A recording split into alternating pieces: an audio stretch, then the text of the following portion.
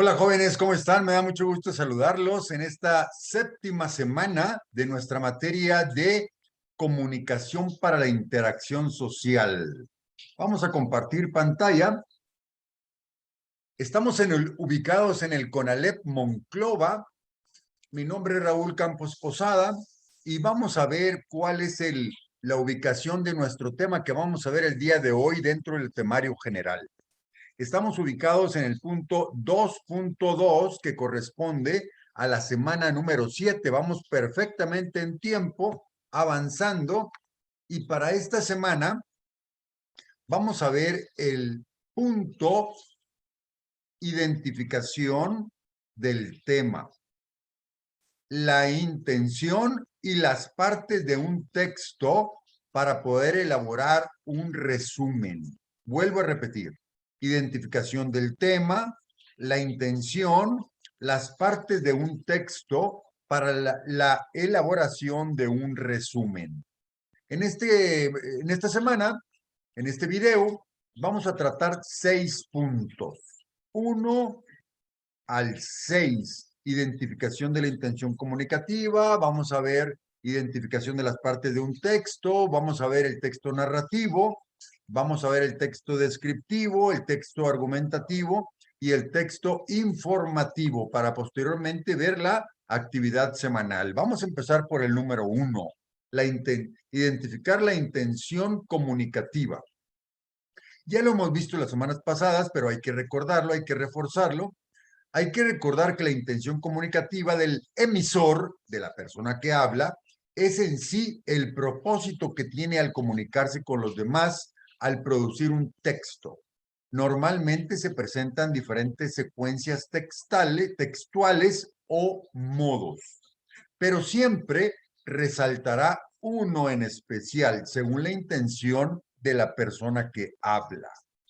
Existen varios tipos de intención comunicativa. Uno, ya lo habíamos visto las semanas pasadas, informar, entretener, persuadir.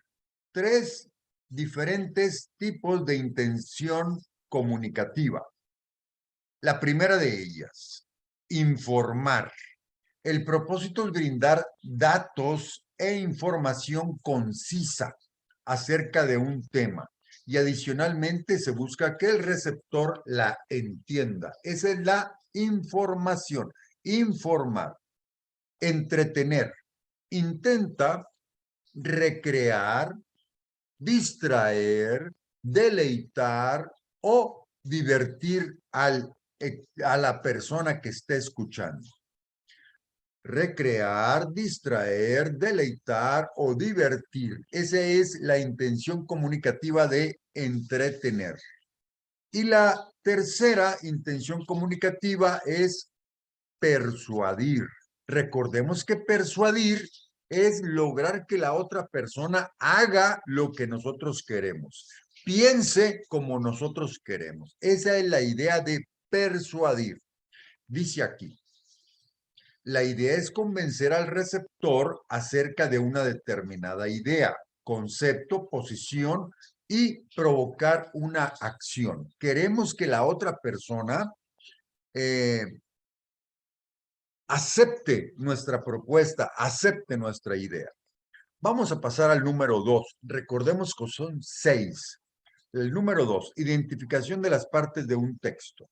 Los textos, como resultado de la actividad lingüística, se perciben en una pluralidad prácticamente inabarcable. Son muchas diferentes partes de un texto. Son muchas diferentes formas de hablar, muchas diferentes formas de escribir. Sin embargo, son susceptibles de diversas tipologías que los cataloguen como quieran. Además de tantas formas de hablar o de escribir, hay formas de clasificarlo y se concentran a contenidos de conjuntos de caracteres que lo identifiquen y los diferencien entre sí.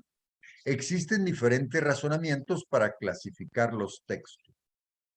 Primero, sociocultural y funcional. Estamos dos formas de razonamiento para clasificar textos: sociocultural y funcional. ¿Cuál es el sociocultural? Ordena, de acuerdo a la práctica, los textos científicos, administrativos, jurídicos, periodísticos, humanísticos, literarios, publicitarios y digitales. Todo lo que viene a ser comunicación en una sociedad. Vuelvo a repetirlo: científicos, administrativos, jurídicos, periodísticos, humanísticos, literarios, publicitarios y digitales. ¿Y cuál es la funcional? ¿Cuál es la funcional? Ubica como base al propósito que busca el interlocutor en textos informativos, directivos y expresivos. Son textos más formales, más informativos, más directivos, más directos. Seguimos. Tenemos 6 puntos por tratar en esta semana. Vamos a empezar el número 3. Texto narrativo.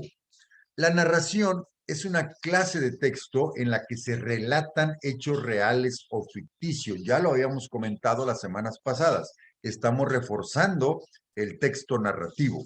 La narración, principalmente en los textos literarios, suele ir entretejidas con el diálogo y con la descripción, por lo que se producen textos complejos con distintas secuencias.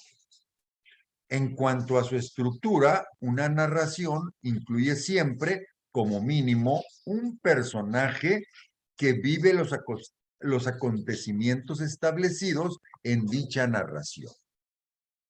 ¿Qué quiere decir textos complejos con diferentes secuencias? Imagínense una novela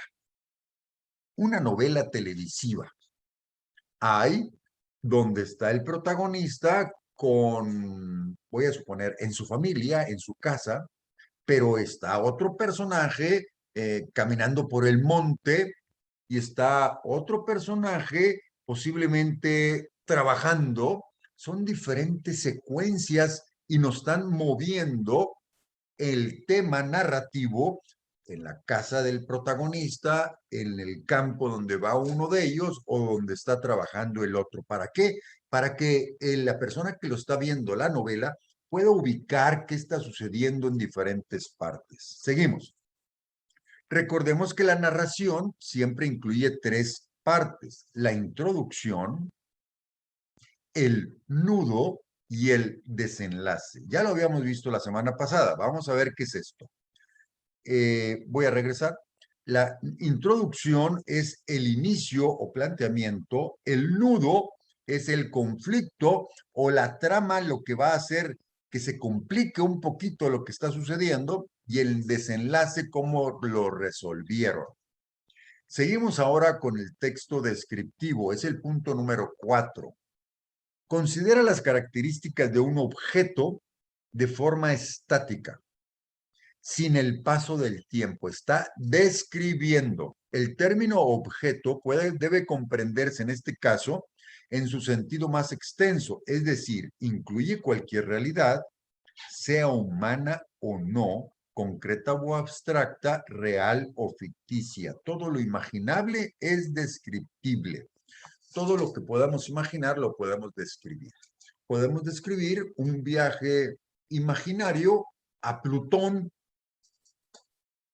un viaje imaginario a Marte, o podemos describir la vida de los animales en el fondo del océano, o podemos describir lo que nos sucedió el día de hoy en la escuela. Algunos son reales, otros son ficticios. El texto descriptivo muestra las características de una forma estática. Seguimos. La estructura del texto descriptivo suele mostrarse de las siguientes maneras: enumerativa y comparativa. ¿Qué es la enumerativa? Acopia adjetivos que señalan cómo es el objeto. Imaginemos que yo voy a describir uno de sus compañeros de clase. Puedo decir, es un hombre alto, cabello corto, viste mezclilla, es inteligente, es muy participativo en clase, hace deportes. Son adjetivos a ese joven. Alto, brillante, delgado, pelo corto, todos esos son adjetivos y estamos dentro del texto descriptivo enumerativo. Ahora vamos a pasar al texto descriptivo de tipo comparativo. Confronta los adjetivos con otra descripción de otro objeto. Puedo decir, ahora voy a tener dos jóvenes del salón de clases. Él es el primer lugar y él es el segundo. Los estoy comparando. Él corre más rápido que él. Él es más alto que él. Él es más inteligente que él. Estamos haciendo comparaciones entre dos personas del salón, que sería entre dos sujetos. Estamos comparando las cualidades de uno y de otro. Seguimos en el punto número 5. Recordemos que tenemos 6 y vamos con el texto argumentativo. Exponen las razones de cierta posición con el objeto de persuadir a la persona que nos escucha. El texto argumentativo trata de convencer, trata de estructurar argumentos, premisas para fincar una posición respecto a algún tema. Pongo un ejemplo.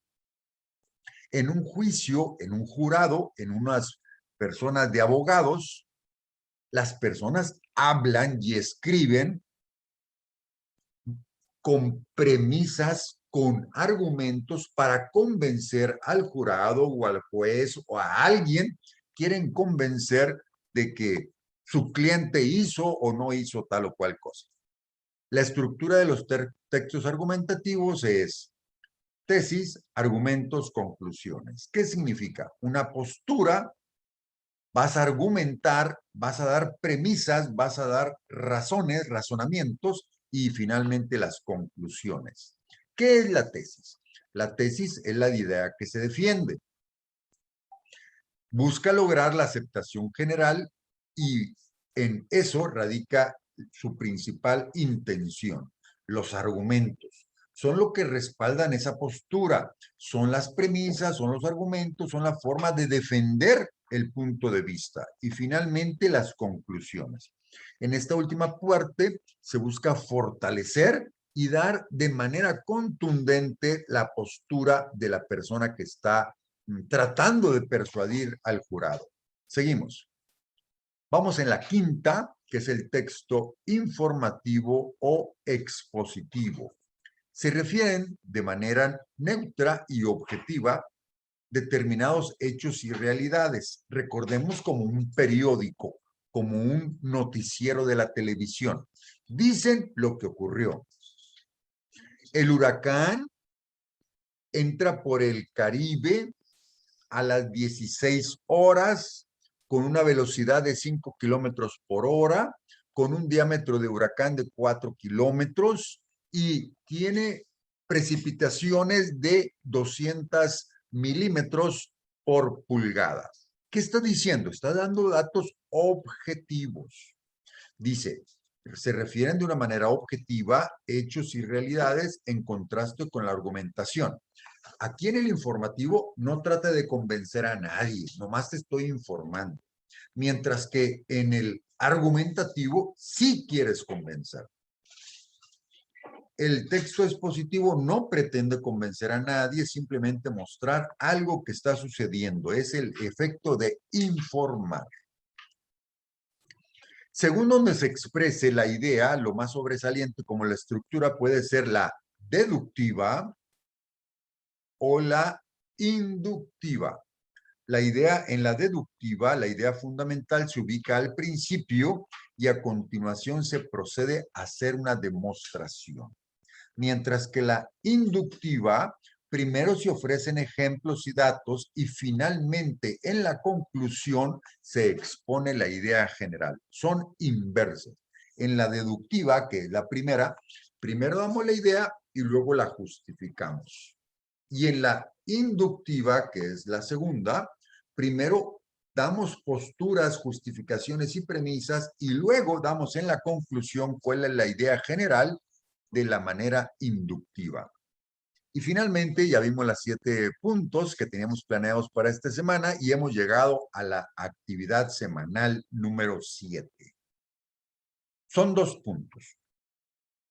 Lee la lectura del texto, uso de las macroreglas para la elaboración de resúmenes que se ubica en tu libro de texto en la página 80 y 81. Lee la lectura del texto en la página 80 y 81. Y el segundo punto, después de que lo hayas leído, realizar en tu cuaderno, de acuerdo a la lectura anterior, que es el texto de uso de macroreglas, un resumen.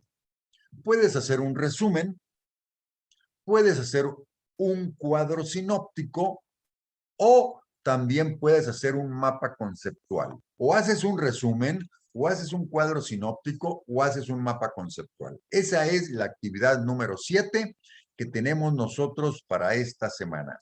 Y con esto quiero despedirme de este video y vamos a echarle ganas para que todos salgamos bien en esta materia, en este módulo. Muchas gracias, jóvenes, y vamos a hacer las actividades que no nos tengan nada pendiente. Saludos a todos.